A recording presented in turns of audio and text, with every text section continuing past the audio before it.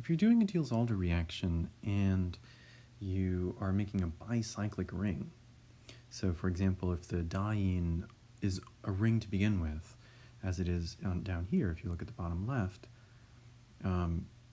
if the diene is a ring to begin with, then when you do the Diels-Alder reaction, you're going to make a bicyclic ring. And in that case, you end up getting two products. Let's look at the first product you get.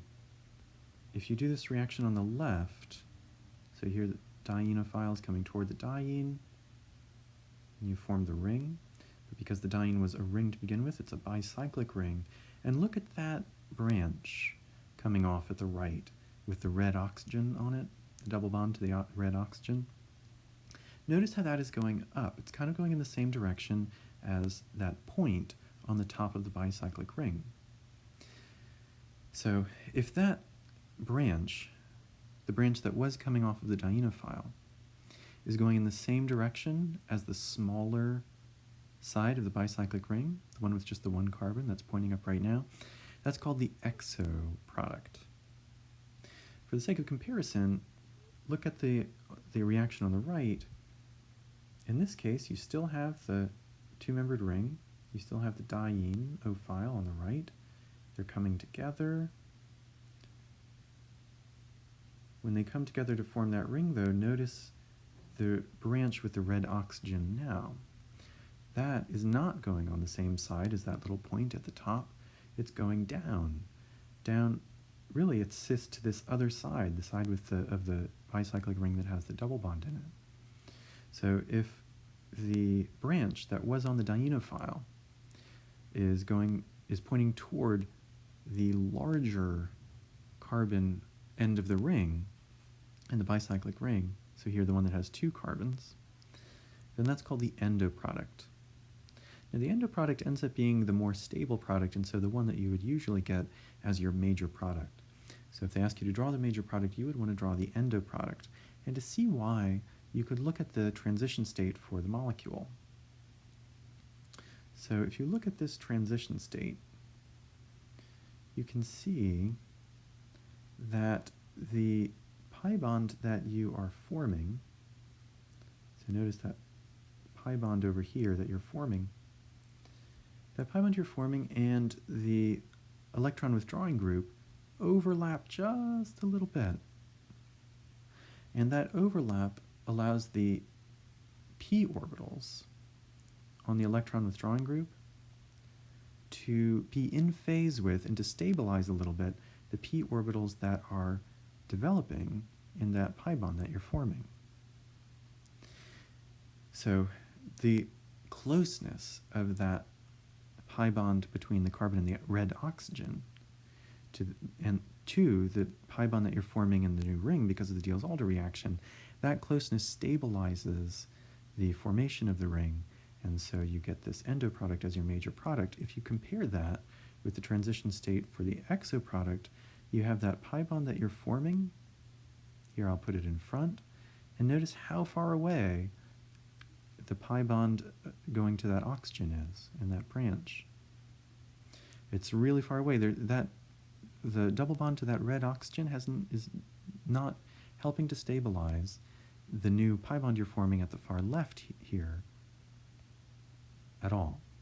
Whereas in this other molecule, you can see that it's pretty close and it's helping to stabilize the pi bonds that are, the p orbitals that are forming there. So it's because that's why the endo product is the major product. So if you start out with a ring in the diene and you do the Diels-Alder reaction, you want to make sure that your electron withdrawing group, the one that's coming off of the dienophile, is drawn as the endo, in the endo product. The endo product, and that is the one where the branch, the electron withdrawing group, is pointing in the same direction as the larger carbon ring. So here I'll orient these so the smaller carbon ring, the carbon with just the one point, is going up, and here the larger carbon ring is at the left. So notice how on the left here, the electron withdrawing group with the red oxygen is on the same side as that one carbon, the smaller ring, And notice how on the right, the electron withdrawing group with the red oxygen is on the same side as the two carbons. They're both going down. So it's on the side of the larger ring, and that means it's endo. So the endo product is the more stable product because of the stabilization that happens between those two pi bonds as the new pi bond is forming. In exercise 1719, they're asking you to predict the products for some reactions, and each of these reactions is a Diels-Alder reaction. You'd recognize it because they all give you a diene, two conjugated pi bonds, and a dienophile. So one pi bond between two carbons, and then you'll often have these electron withdrawing groups to help make the LUMO, the lowest unoccupied molecular orbital on the dienophile,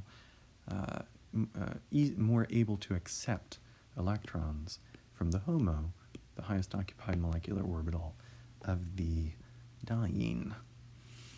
Now the difference here between this one and say 1714, that there are other videos for, is that in this one the diene already has a ring, and so that ring, when you do the Diels-Alder reaction, when you already have a ring, that's going to make a bicyclic compound, a compound with two rings. And you end up getting two products there, as we've discussed, the endo product and the exo product. The endo product is more stable, and so if you can form that, form that. So let's see how some of these work. You'll see it's not that different from the Diels-Alder reactions we were doing before. You just have to draw some molecules from the side, and remember to draw the endo product, if that's an option. So I'm going to arrange it so that this pi bond is oriented so we can clearly see how the ring will form.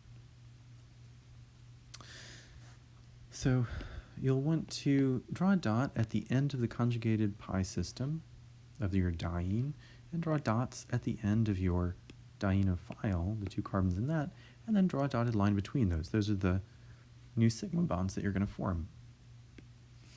And I'm going to draw these pi bonds with different colors so we can sort of track how those move,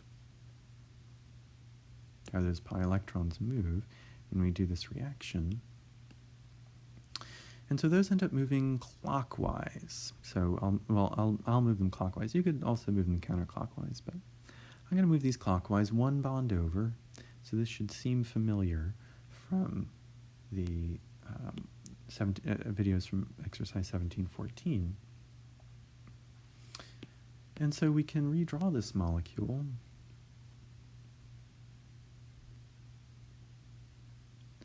And what we'll have is the purple pi electrons moving over to create a new sigma bond, the blue pi electrons moving over to create a new pi bond, and the green pi electrons moving over to create a new sigma bond. So that would be the new ring structure that you'll get for this. And if you're looking at it from the top, you'd still have these CNs, those cyanide groups, or those cyano groups. Now we're looking at it from the top, but when you draw these products, you really have to draw them from the side, because it's only from the side that you can really tell whether you have the endo or the exo product. So remember to draw these bicyclic rings from the side. You'll have the two carbons at the end, that's with that blue double bond there. And then you have the two bridgehead carbons. Going up, we've got that one point. So that's this point here. And then going down, we have the green, the purple, and then between them, of course, there's that bond. So you have the smaller ring here on top, and the larger end of the ring on the bottom. You want your electron withdrawing groups to go toward the larger ring. In other words, you want both of these cyanogroups to be going down. That is the endo product. If they were both going up toward this smaller ring, then that would be the exo product. That's less stable. So this endo product is the more stable product, because when this forms, the pi bonds in these electron withdrawing groups help to stabilize this pi bond that's forming in the molecule. And so that would be the product you'd get from that Diels-Alder reaction. And if you try to do the same thing with B, the process is going to be really similar. Let's redraw these just so that they're oriented, so that we can clearly see how this Diels-Alder reaction would work.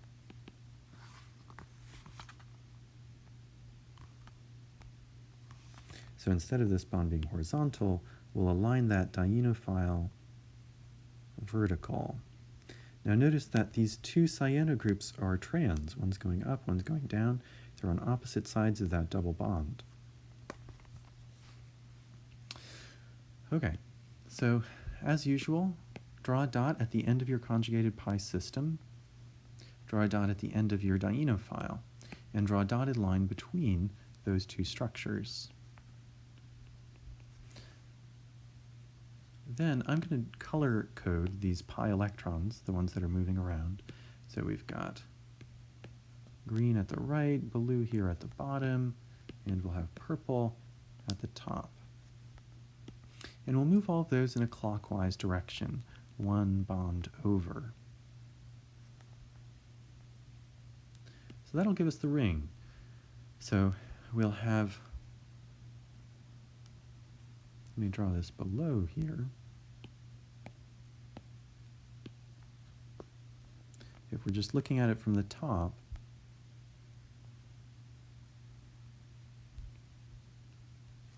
then this purple bond will go to form a new sigma bond to the dienophile. The green electrons will go to form a new sigma bond.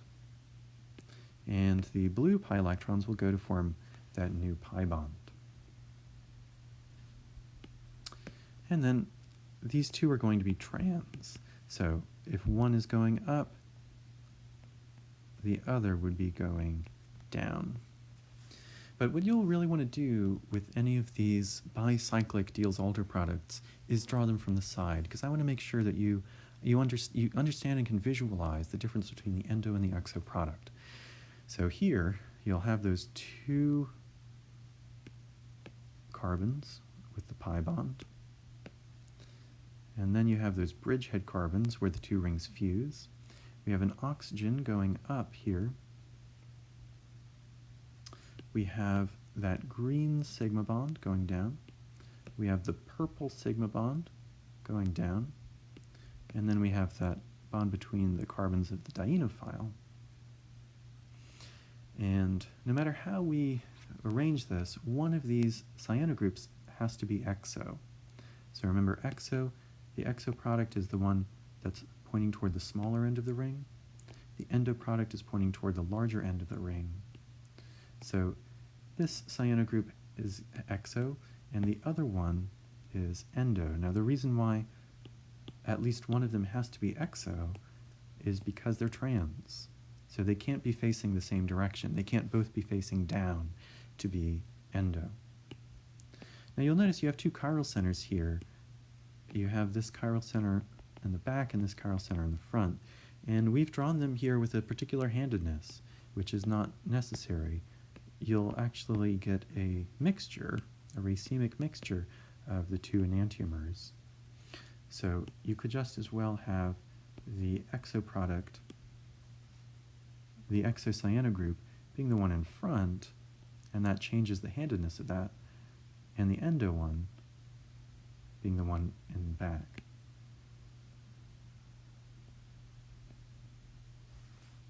So that's that there. So the endo is this back one, and the exo is the front one. So those are enantiomers, and you would get both of those products. So both of those would be the product you'd get when you do that Diels-Alder reaction in B. Same procedure for C. So we have our conjugated diene. It's in a ring already, so we know we're going to be making a bicyclic compound. So let's just redraw this so that they're aligned a little bit more clearly.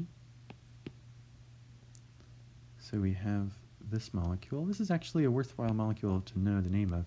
It's cyclopentadiene. You notice it's a really 1,3-butadiene, but just connected in a ring with one more carbon. So you've got that, and then you have your dienophile.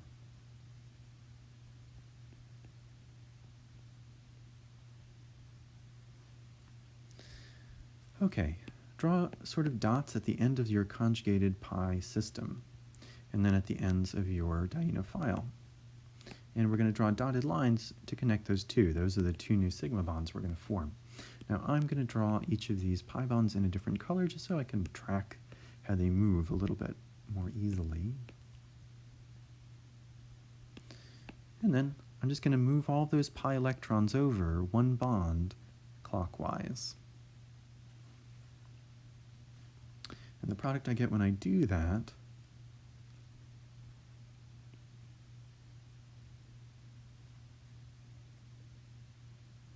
I get this blue pi bond on the left. I get a new sigma bond to the dienophile. I get another new sigma bond to the dienophile. And then I have this aldehyde coming off of there as the electron withdrawing group. So that's sort of what the molecule would look like from the top, but you would definitely want to be able to draw that and to draw it as an answer on a test from the side so that I can clearly see that you know the difference between the endo and the exo product, and you know that the endo product is the more stable one. So to draw that from the side, you draw that one bond there with the double bond, the pi bond, and then that bond sort of goes up. You have the one carbon right there. We have a green sigma bond going down. We've got that purple sigma bond going down, and we have a sigma bond in between those just from the dienophile. So we've got that aldehyde, and we have two, it could point in two directions. It could point toward the smaller end of the ring with just one carbon. That would be the exo product. We don't want that. Or it could point toward the larger end of the ring. That's the endo product. We do want that. So we'll have this going down, and then the hydrogen and the pi bond. So that's our little aldehyde that's pointing toward in the same direction as the larger end of the ring. And you could see here sort of how this pi bond and the pi bond in the electron withdrawing group could line up a little bit so that one lobe of this pi bond helps to stabilize this pi bond as it forms. And that's why the endo product is the more stable product and the product you get when you do this reaction. So in this next one, we'll just draw these molecules so that the ring that we form is a little easier to see.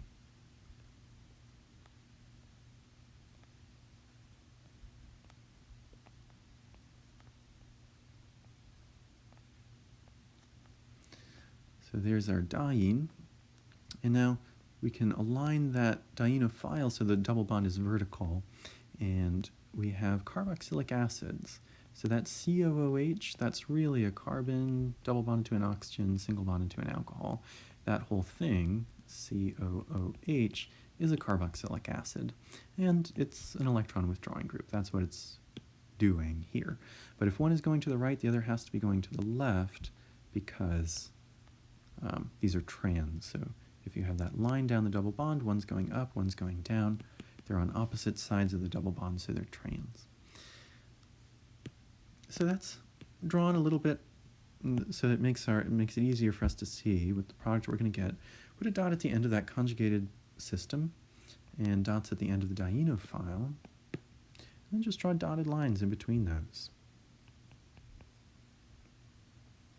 I'm going to color the pi bonds so that we can track their movements a little bit more easily.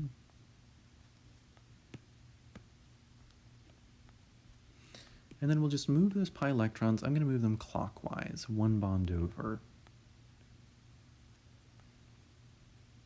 So the product you would think to get here would be, if we're looking at it from the top,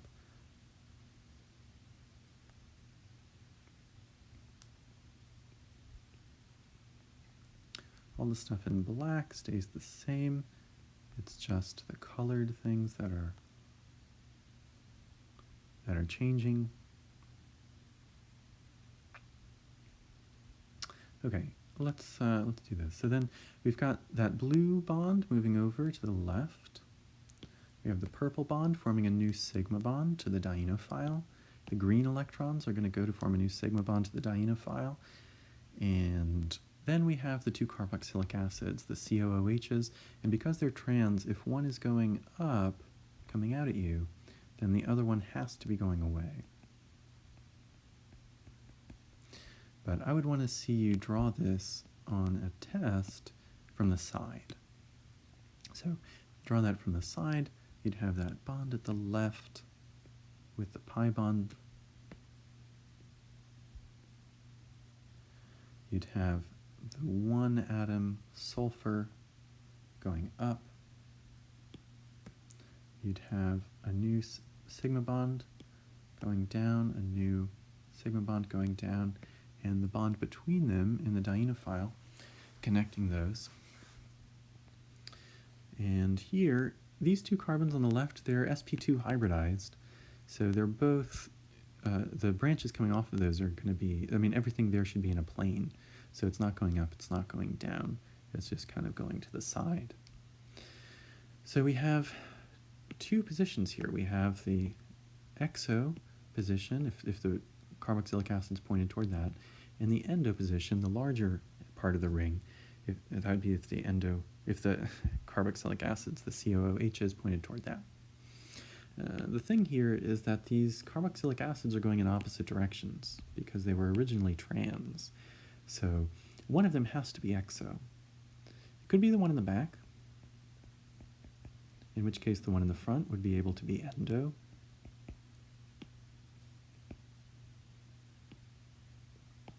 But there's no reason why the one in the back has to be the one that becomes exo. These are both chiral centers, and we've given them a specific handedness. We could have just as easily given them the opposite handedness.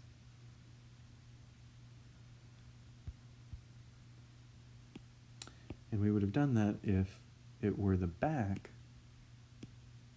that the back carboxylic acid that was endo, and the front that was exo. So the front is exo, and the back, let's draw that going down like that. That would be endo. So you can see how the front one here is going toward the smaller end of the ring where the sulfur is, and the back one is going toward the larger end of the ring where it can stabilize the pi bond that forms. So you'd actually get both of these products if you did this reaction. Neither one is more stable than the other. Both of them have one endo and one exo branch coming off of what was the dienophile. Okay, let's try this next one. So I'm just going to draw these two molecules so that it's easier to see the ring that is going to form.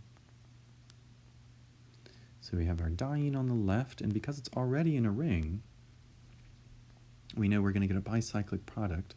I'm going to draw the dienophile with the double bond going vertically. So we have the carbons at the end of that conjugated pi system, the carbons at the end of the dienophile, connect those with a dotted line.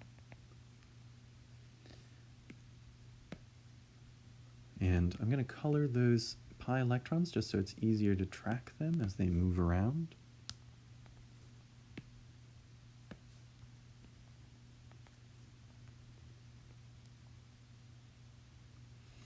So, if we still look at it just from the top, like it's a pancake lying flat on the floor, then we'll have 5-membered ring still, but the blue pi electrons will have moved, oh sorry, let's move and draw the curved arrows here. All of these pi bonds are going to move over one bond. And we should draw them all moving in the same direction. So here I'm drawing all of them moving clockwise. So you can see that that blue pi bond is going to move over to the left here. The purple pi electrons are going to move over to form a new sigma bond to the dienophile. And the green pi electrons are also going to move to form a new sigma bond. And then we just have that cyano group, the CN there.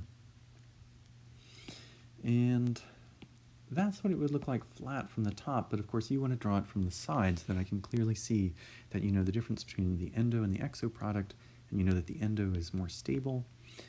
It's the major product that you would predict, and so we'll draw those two the pi bond there in the blue. We have the one carbon going up, that carbon there, and then we have a sigma bond going down, another sigma bond going down, and then between those, sigma bond. So we have two directions that this cyano group can go in. It can point toward the smaller part of the ring with just the one carbon, or it can point toward the larger part of the ring with the two carbons.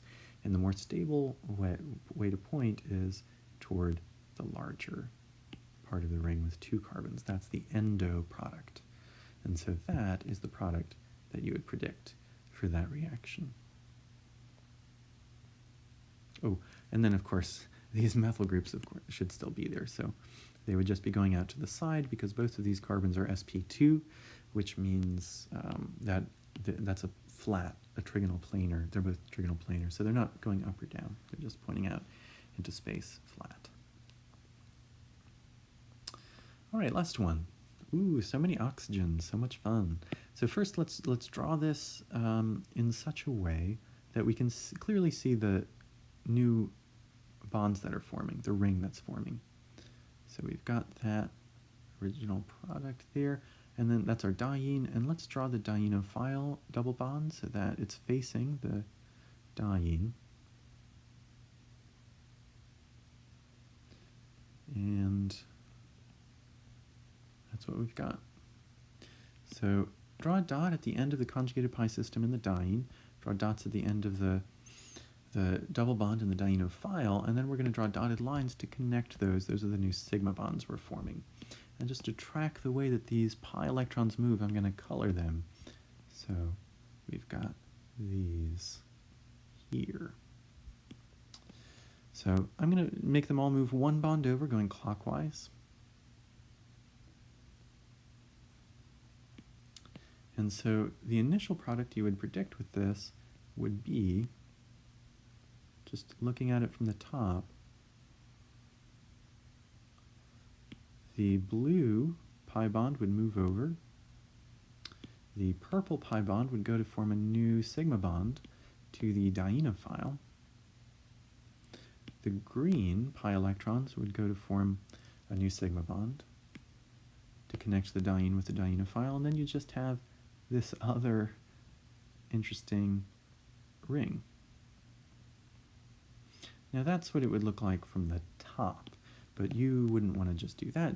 You'd have some points taken off for that because I want to make sure you can visualize the difference between the endo and the exo product and predict which one is more stable. So we'll draw this molecule from the side, and in that case you have that blue double bond on the left. You have the oxygen going up.